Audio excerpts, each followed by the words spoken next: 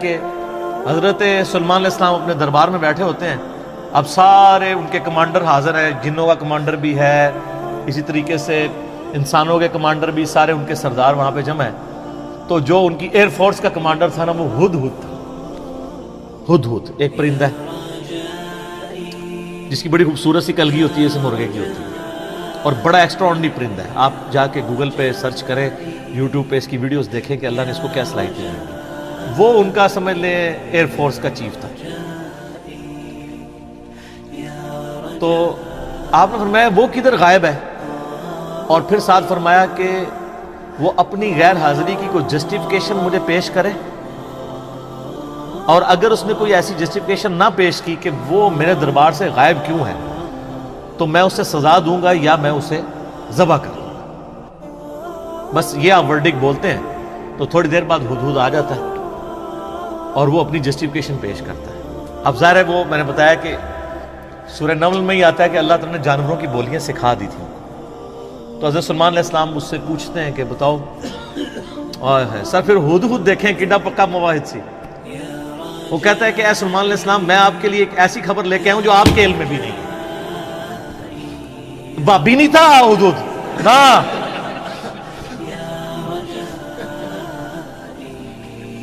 اچھا، سلمان علیہ السلام نے کہا کیا خبر لے کے آیا ہوں؟ ان کا میں ایک ایسی قوم کے پاس سے آیا ہوں کہ جن کی حکمران ایک ملکہ ہے، عورت، اور اس کا بہت بڑا ایک عرش یعنی اس کا تخت ہے جس پہ وہ بیٹھتی ہے. اب وہ آپ کو نا ویسے کھنڈرات بھی اس کے مل چکے ہیں، ایک پکچر ہمیں ملی، انشاءاللہ ہم اس میں اٹیچ بھی کریں گے. آلموسٹ سمجھ لیں وہ کوئی آج کے دور کے اعتبار سے آپ دیکھ لیں کوئی 50 فٹ چوڑا اور لمبائی میں تقریباً 100 فٹ اور اونچائی میں بھی تقریباً 50 فٹ کے برابر، مختلف اقوال ملتے ہیں. یعنی اچھا خاصا بڑا اس کا تخت تھا جس پہ اس کے سارے وہ سردار ارد گرد بیٹھتے تھے، اور وہ پتھر کا بنا ہوا بڑا سا. ان کا میں نے ایک عورت دیکھی ہے، تو وہ آپ کے علم میں نہیں ہے کہ وہ حکومت کر رہی ہے ان پہ، اور بڑا اس کا ایک تخت ہے، اس کے کئی سردار ہیں، اور شیطان نے ان کے برے اعمال ان کی نظر میں سنوار دیے ہیں. وہ اللہ کو چھوڑ کے سورج کی پوجا کرتے ہیں. سر ایک ہدہد کو بھی ٹینشن ہے شرک کی. آپ ذرا یہ دیکھیں، اسی لیے اللہ تعالیٰ نے فرمایا نا کہ قریب ہے کہ آسمان پھٹ پڑے اور زمین شک ہو جائے اور پہاڑ ریزہ ریزہ ہو جائے. ان دعوا للرحمن ولدا، جو رحمان کے لیے بیٹا تجویز کرتے ہیں، اگر یہ شرک کی تکلیف کا احساس یہ آسمان، زمین اور پہاڑوں پہ ہو تو یہ بھی دب جائیں سے کہ اللہ کے لیے اس طرح کی باتیں لوگ کرتے ہیں. تو اور پھر وہ کہتا ہے کہ اب ہدہد کی بھی آپ تقریر دیکھیں جناب، کہ شیطان نے برے اعمال ان کی نظروں میں سنوار دی ہیں، اللہ کو چھوڑ کے وہ سورج کی پوجا کر رہے ہیں، حالانکہ عظمت اس اللہ کی ہے جو زمین و آسمان کا مالک ہے. ان کو تو چاہیے تھا اسے ہی سجدہ کریں، اور اس پہ آیت سجدہ بھی ہے. اللہ اکبر، سبحان الملک المقسم. تو اب حضرت سلمان علیہ السلام چونکہ توحید کے امام ہیں، دنیا پہ اللہ تعالیٰ کے ریپریزنٹیٹیو ہیں، جب وہ یہ بات سنتے ہیں نا تو کہتے ہیں میں تیری اس بات کی تصدیق کروں گا کہ تو سچ کہہ رہا ہے یا جھوٹا بہانا تو نہیں کہیں کر رہا تو. ورنہ تو حضرت سلمان علیہ السلام کہتے ہیں کہ ہاں مجھے تو پہلے علم غیب اللہ تعالیٰ نے دیا ہوا ہے، میں تو اتنی دوروں میں دیکھ سکتا ہوں. وہ تو اللہ دکھائے گا تو دیکھیں گے. حضرت سلمان علیہ السلام نے ایک خط لکھا اور اس ہدہد کو کہا. اچھا، یہ کوئی سٹوری نہیں ہے جو آپ کے علماء بیان کر رہے ہوتے ہیں، یہ ورڈ بائی ورڈ سورہ النمل آیت نمبر جو ہے وہ 15 سے لے کے 44 تک 30 آیات. جو چیز ان آیات سے ہٹ کے آئے گی میں اس کو مینشن بھی کر دوں گا. تو وہ خط لکھ کے دیتے ہیں کہ یہ خط لے جاؤ اور جا کے ملکہ جو ادھر کیا ہے، ملکہ بلقیس جو ہے یہ اسرائیلی روایتوں میں آتا ہے، قرآن میں صرف ایک عورت کا ذکر ہے کہ جو حکومت کرتی تھی. اور خط اس کو دے کے پھر دیکھنا اس کا کیا جواب دیتے ہیں. ہدہد جناب لے کے خط پہنچا ہے اور جا کے اب ہدہد ایک خط لے کے آ رہا ہو اور ملکہ کے وہ جا کے بیڈ روم میں سیدھا جا کے لینڈ کرتا ہے. کوئی سیکیورٹی گارڈ کوئی کچھ نہیں روک سکتا. وہ کھڑکی سے آ کے اس میں لینڈ کر کے سامنے لا کے اس کے خط پھینکتا ہے.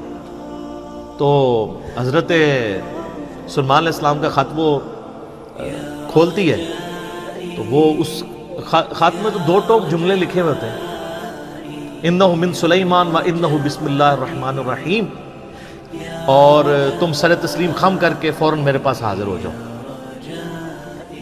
بس یہ 2 لائنوں کا ایک جملہ ہوتا ہے. جب وہ اپنے سرداروں سے مشورہ کرتی ہے تو وہ کہتی ہے میرے پاس ایک معزز خط آیا ہے, اور یہ معزز خط سلیمان کی جانب سے ہے. انہو من سلیمان, سورہ النمل آیت نمبر 30. یہ واحد مقام ہے جہاں سورت کے اندر بسم اللہ شریف آئی ہے. ایک عزت والا خط آیا ہے. عزت والا وہ اس لیے کہتی ہے, وہ اس کو پتہ چل گیا کہ غیر معمولی بندہ ہے کہ ہد جس کا خط لے کے آ رہا ہے میرے پاس. تو ظاہر ہے یہ کوالٹی تو اس کے پاس نہیں تھی کہ یہ کوئی کتنا بڑا بادشاہ ہے کہ جس کو اللہ نے یہ حکومت دی ہے کہ جانوروں پہ بھی اس کی حکومت ہے.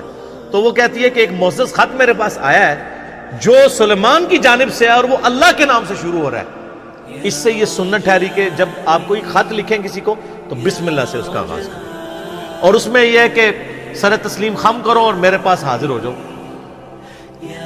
تو وہ اپنے سرداروں سے کہتی ہے کہ میں تمہیں پتہ ہے کہ میں کوئی کام اس وقت تک نہیں کرتی جب تک کہ میں مشورہ نہ کر لوں. ہر معاملے میں تم سے میں مشورہ کرتی ہوں. قوم سبا کی وہ ملکہ تھی, تو مجھے بتاؤ تم مجھے کیا مشورہ. تو سردار تو آپ کو پتا ہے جو ان کی تو ایک خاص جنگجو نیچر ہوتی ہے. انہوں نے کہا ہم تو بڑے طاقتور ہیں, بڑے زور آور ہیں, ہم ہر طرح کے بادشاہ کا مقابلہ کر سکتے ہیں, آپ ہمیں حکم دیں دیکھی جائے گی. لیکن وہ تو سمجھدار ہوتی ہے نا, جس طرح مجھے بھی آگے لوگ پھونک چڑھا رہے ہوتے ہیں, لیکن جو بندہ ڈرائیونگ سیٹ پہ بیٹھا ہوتا ہے اس کو پتا ہوتا ہے کہ کام کو کس حکمت سے لے کے چلنا ہے. تو وہ ملکہ کہتی ہے کہ اس کو تو اندازہ ہو گیا کہ یہ کوئی عام بندہ نہیں ہے, ان کی ساری پھوپھا نکال دے گا وہ. تو وہ کہتے ہیں کہ وہ ملکہ آگے کہتی ہے, اس کے الفاظ اللہ تعالیٰ نے نقل کیے. وہ کہتی ہے کہ یاد رکھنا بادشاہ جب کسی ملک میں داخل ہوتے ہیں نا تو وہاں کے شرفاء کو ذلیل کر دیتے ہیں. تو یعنی یہ جو ہمارے پاس ملک ہے یہ بھی ہمارا چھین جائے گا. ہم میں یہ طاقت نہیں کہ ہم اس شخص کا مقابلہ کر سکیں. یہاں پہ بھی آپ دیکھ لیں انگریزوں نے یہی کیا ہے نا. جب انگریز یہاں حکومت میں ہے نا, سب سے زیادہ ذلیل انہوں نے کیا ہے خاندان مغلیہ کو, اس لیے کہ وہ یہاں پہ رولرز تھے. تو انہوں نے کہا پہلے تو جناب ان کو اتنا ذلیل کرو نا, کیونکہ ان کے اندر جراثیم موجود ہے حکومت کرنے کے, ان کو تو ذلیل و خوار کرو. تو وہ ملکہ کی بات یونیورسل ٹروتھ اللہ نے نقل کیا کہ جب بادشاہ داخل ہوتے ہیں تو وہاں کے شرفاء پھر سب سے پہلے وہ ذلیل ہوتے ہیں.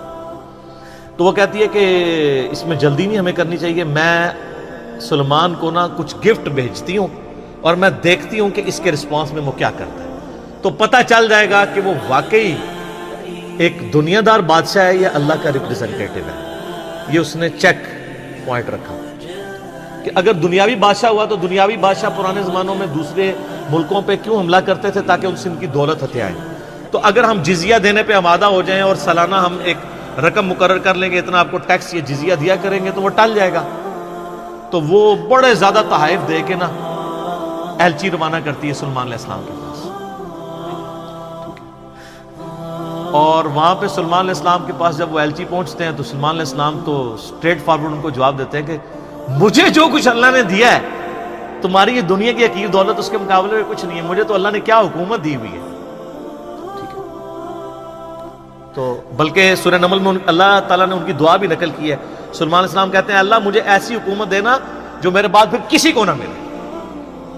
اور انسانی تاریخ میں سلیمان علیہ السلام سے بڑا بادشاہ نہ ان سے پہلے کو گزرا ہے نہ بعد میں جس کو اس لیول کی اللہ تعالیٰ نے حکومت دی ہو. تو وہاں پہ جب ایلچی پہنچتے ہیں تو وہ ان کو اسٹریٹ فارورڈ جواب دیتے ہیں اور ان کو واپس کر دیتے ہیں کہ جاؤ اور اپنی ملکہ کو بتا دینا کہ اب ہم وہ لشکر لے کے آئیں گے جس کی تاب تمہارے لشکر نہیں رکھ سکتے, انتظار کرو ہمارا. تو وہاں سے چلے جاتے ہیں, وہ تو چلے جاتے ہیں, اور سلیمان علیہ السلام کو پتا ہوتا ہے کہ وہ مطیع ہو کے ہی آئے گی, کیونکہ وہ سمجھ گئے ہوتے ہیں کہ اس نے یہ جو ڈیسیژن کیا ہے وہ کیوں کیا ہے. اب یہ فاصلہ آلموسٹ 2000 کلومیٹر کا ہے. قوم سبا آباد تھی یمن میں اور حضرت سلیمان علیہ السلام یروشلم میں بیٹھے ہوئے تھے, بیت المقدس ایلیا شام کے اندر. آلموسٹ 2000 کلومیٹر کا یہ فاصلہ ہے. تو آپ سمجھ لیں یہ فاصلہ طے کرنے کے لیے بھی 40 سے 50 دن پیدل چاہیے. تو سلیمان علیہ السلام جب ان کو واپس کرتے ہیں، وہاں پہ جب واپس خط پہنچتا ہے تو ظاہر ہے ملکہ تو پہلے ہی اس کو سمجھ آ گئی ہوتی ہے کہ کوئی عام بندہ نہیں ہے، تو ملکہ یہ ڈیسائیڈ کرتی ہے کہ میں خود سلیمان کے پاس جاؤں گی، کیونکہ اس خط میں پہلے میں کیا لکھا تھا کہ موتی ہو کے میرے پاس حاضر ہو۔ سر یہ بادشاہ کا آپ لیول دیکھیں کہ دوسرا بادشاہ جنگ بھی نہیں کرنی پڑ رہی، سیدھا وہ خود حاضر ہو رہا ہے۔ خیر اس بات کو کچھ عرصہ گزر جاتا ہے، جب اس کا لشکر آنے کے 3-4 دن یا کچھ دن باقی رہ جاتے ہیں نا، تو سلیمان علیہ السلام اپنی مجلس میں بیٹھے ہوتے ہیں، تو سلیمان علیہ السلام اپنے درباریوں سے کہتے ہیں کہ وہ جو بلقیس ہے وہ موتی ہو کے میرے پاس آنے والی ہے۔ ان کو پتہ ہے، فیڈ بیک مل جاتی ہے، اللہ تعالیٰ نے وحی کے ذریعے آگاہ کر دیا۔ تو پھر وہ ایک گفتگو کرتے ہیں وہاں پہ، جہاں پہ وہ تخت بلقیس کا ذکر ہے، اور آصف بن برخیہ کا نام قرآن میں نہیں ہے، یہ اسرائیلی روایتوں میں۔ وہ سورۃ النمل کی آیت نمبر ہے 30۔ اعوذ باللہ من الشیطان الرجیم، بسم اللہ الرحمن الرحیم۔ بلکہ آیت نمبر 30 میں تو وہ یہ آگی 38 نمبر سے آن ورڈ، 30 تو پہلے گزر چکی نا، انہ من سلیمان و انہ بسم اللہ الرحمن الرحیم۔ یہ آیت نمبر ہے 38۔ قال یا ایھا الملأ ایکم یأتینی بعرشها قبل ان یأتونی مسلمین۔ حضرت سلیمان علیہ السلام کہتے ہیں اے میرے سردارو، جو میرے ساتھ اٹیچ لوگ ہو، تم میں سے کون ہے کہ جو مجھے اس ملکہ کا تخت لا کر دے اس سے پہلے کہ وہ سر تسلیم خم کرتی ہوئی میرے پاس حاضر ہو جائے؟ کون ہے کہ جو ایسا کرے؟ قال عفریت من الجن، تو ایک بڑا دیو ہیکل جن کہتا ہے انا آتیک بہ قبل ان تقوم من مقامک، کہ میں آپ کی اس محفل برخاست ہونے سے پہلے 3-4 گھنٹے کی جو بھی آپ کی مجلس ہوتی ہے، مجلس ختم ہونے سے پہلے میں وہ تخت آپ کو یہاں پہ لا دوں گا۔ انبلیویبل چیز ہے، 2000 کلومیٹر سے اتنا بڑا تخت پتھر کا وزنی، 3-4 گھنٹے کیا، وہ تو آج بھی آپ اگر جہاز میں بھی لائیں تو 3-4 گھنٹے میں نہیں پہنچ سکتا، اس کو تو لفٹ کرنے میں پرابلم ہو جائے گی۔ وَإِنِّي عَلَيْهِ لَقَوِيٌّ أَمِينٌ، اور میں اس کے اوپر امانت دار بھی ہوں، میں پوری رسپانسبلٹی سے یہ کام کروں گا، اور میں طاقت بھی مجھے اللہ نے دی ہے، جنات کو اللہ نے بہت طاقت دی ہوئی ہے۔ تو حضرت سلیمان علیہ السلام یعنی ایگری نہیں کرتے اس مسئلے میں۔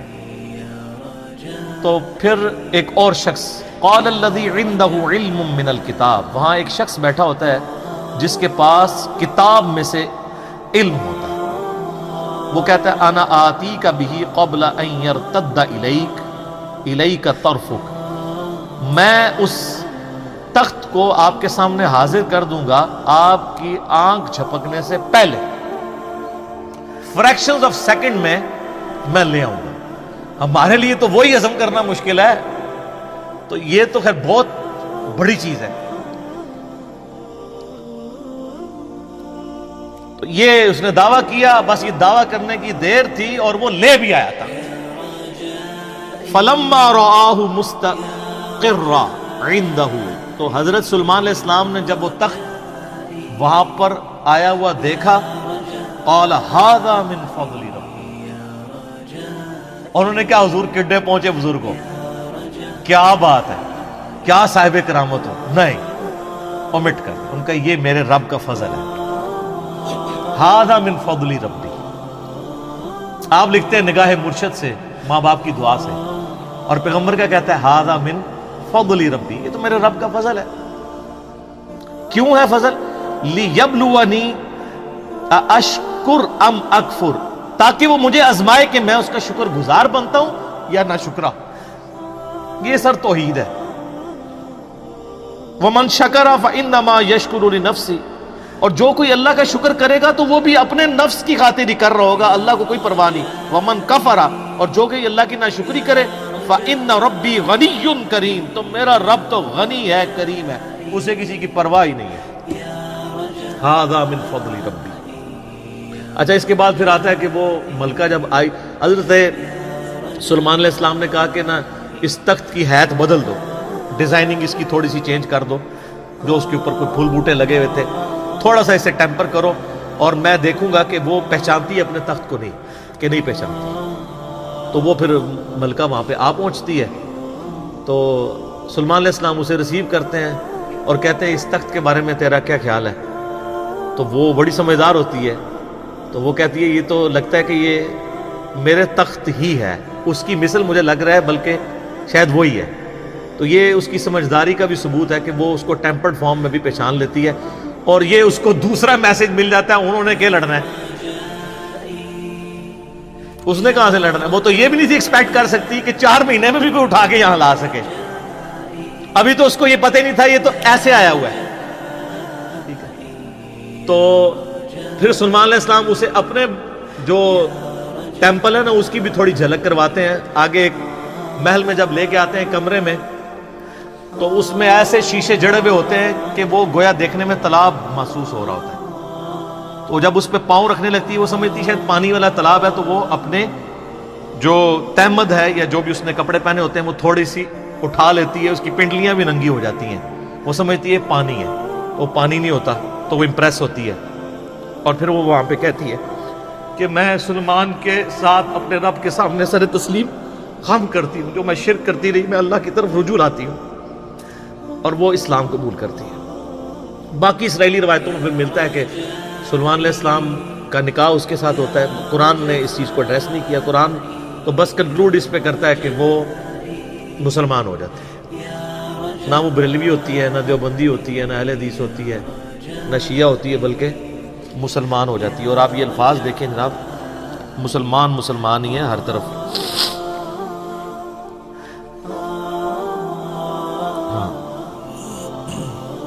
قالت رب انی ظلمت نفسی، وہ کہتی ہے میرے رب میں اپنی جان پہ ظلم کرتی رہی اس سے پہلے، واسلمت مع سلیمان للہ رب العالمین، اور میں سلیمان کے ساتھ سر تسلیم خم کرتی ہوں اس رب کے سامنے، اللہ کے سامنے جو سارے جہانوں کا پالنے والا ہے، میں سر تسلیم خم کرتی ہوں، میں مسلم ہوتی ہوں۔ تو وہ اپنا آپ اپنے رب کے حضور سر تسلیم خم کر دی۔